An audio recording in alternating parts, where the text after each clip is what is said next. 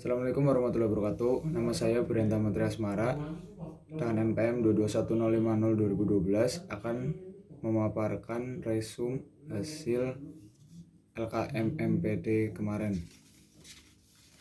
Yang pertama ada dari pemateri Denny Irawan dengan judul Mahasiswa sebagai pembelajar yang lincah dan tangguh. Yang pertama, berpikir kritis atau critical thinking adalah proses berpikir seseorang dengan kemampuan menganalisa, menyimpulkan, menyusun ide, mengevaluasi, dan mencari solusi dari permasalahan. Tahap-tahapnya yaitu yang pertama fokus, yang kedua reason atau alasan, yang ketiga inference atau kualitas sumber informasi, yang keempat situation atau mencari solusi permasalahan dengan cara memahami situasinya. Yang kelima clarity, yaitu mengetahui arti dari istilah-istilahnya.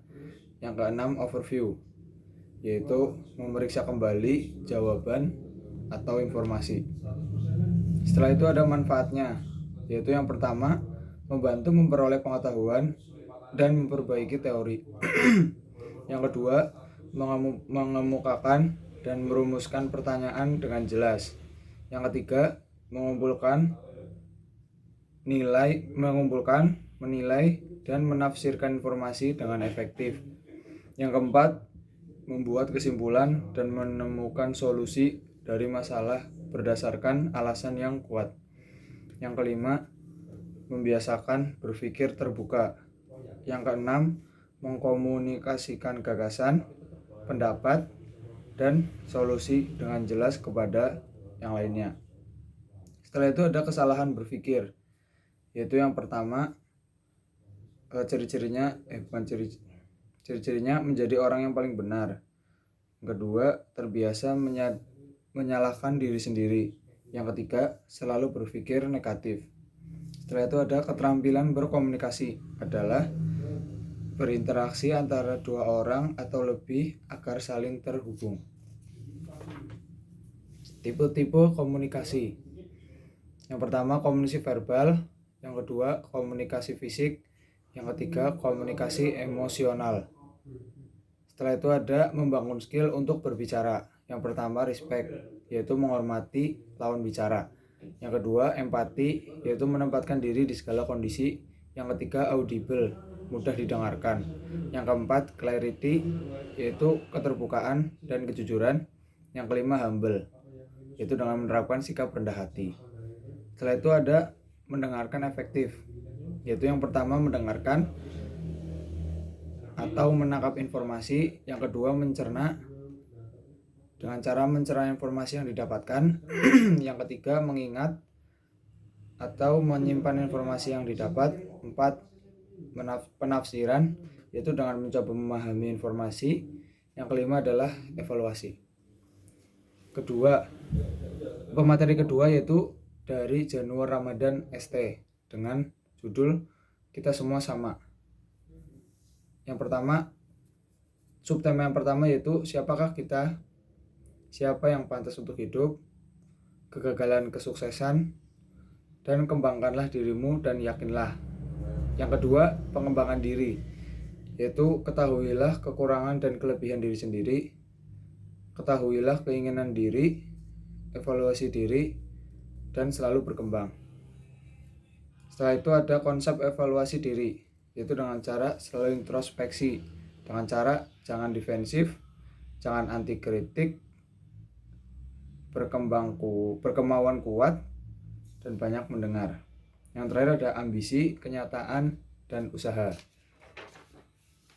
Pemateri ketiga yaitu dari Fatih Naf'an Ardianza dengan judul Etika Organisasi. Yang pertama pengertian.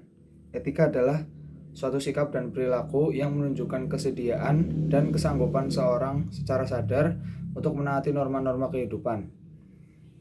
Setelah itu ada organisasi. Organisasi itu perlu adanya seperangkat nilai yang dilaksanakan setiap orang atau anggota di sebuah kelompok atau masyarakat untuk mencapai tujuan bersama yang disebut etika organisasi.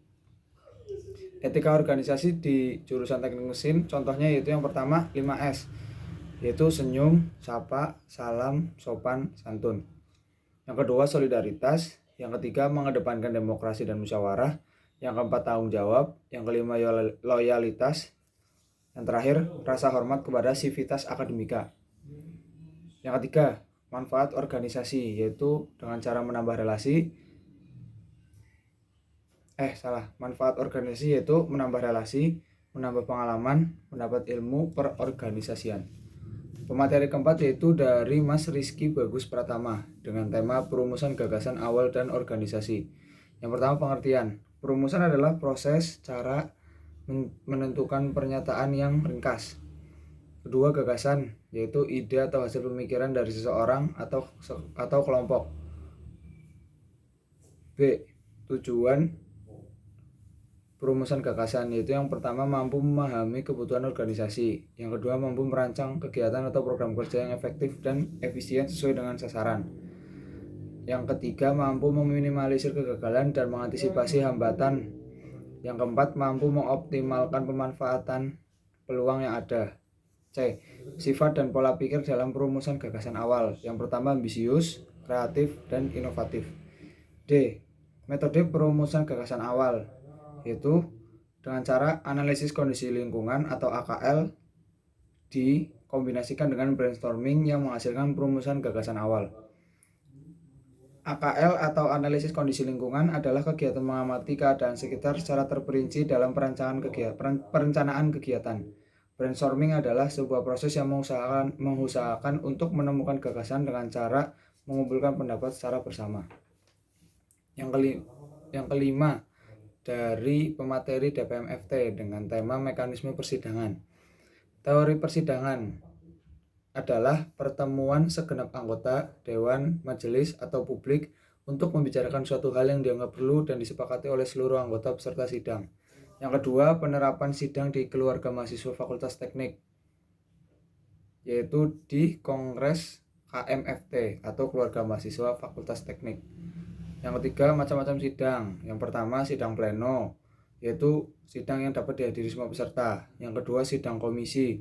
Sidang yang dibagi forum-forum kecil yang lebih spesifik. Yang ketiga, sidang paripurna, yaitu sidang yang dihadiri semua dan mengesahkan hasil. Yang keempat, komponen persidangan, yaitu yang pertama, pimpinan sidang atau presidium. Pimpinan sidang dibagi menjadi 3, yaitu pimpinan sidang pertama, pimpinan sidang kedua, dan pimpinan sidang ketiga. Yaitu setelah itu yang kedua peserta sidang. Peserta sidang dibagi menjadi 2, yaitu peserta penuh dan peserta peninjau. Yang ketiga pimpinan sidang. Yang pertama PIMSID 1 memimpin dan moderator selama sidang. Yang kedua PIMSID 2 membantu PIMSID 1 dalam ketertiban sidang. Yang ketiga PIMSID 3 sebagai notulensi persidangan. Kriteria pimpinan sidang yaitu yang pertama bertakwa kepada Tuhan Yang Maha Esa, yang kedua mempunyai dedikasi, tanggung jawab dan memelihara nama baik keluarga mahasiswa Fakultas Teknik Untidar atau KMFT Untidar, yang ketiga masih tercatat sebagai mahasiswa aktif. Tugas dan tanggung jawab pimpinan sidang sebagai pemimpin sidang yang sesuai tata tertib, yang kedua bertanggung jawab atas jalannya persidangan. Setelah itu ada hak dan kewajiban pimpinan sidang. Yang pertama hak yaitu menghentikan pembicaraan dari peserta apabila terlalu lama atau out of topic. Yang kedua memperingatkan peserta sidang yang mengganggu jalannya persidangan. Yang ketiga mengeluarkan peserta sidang apabila mengganggu. Kewajibannya yaitu yang pertama membuka dan menutup sidang. Yang kedua men-skor sidang dengan persetujuan peserta sidang. Yang ketiga mengesahkan hasil sidang. Setelah itu ada materi tentang ketukan palu dan hak peserta sidang. Terima kasih.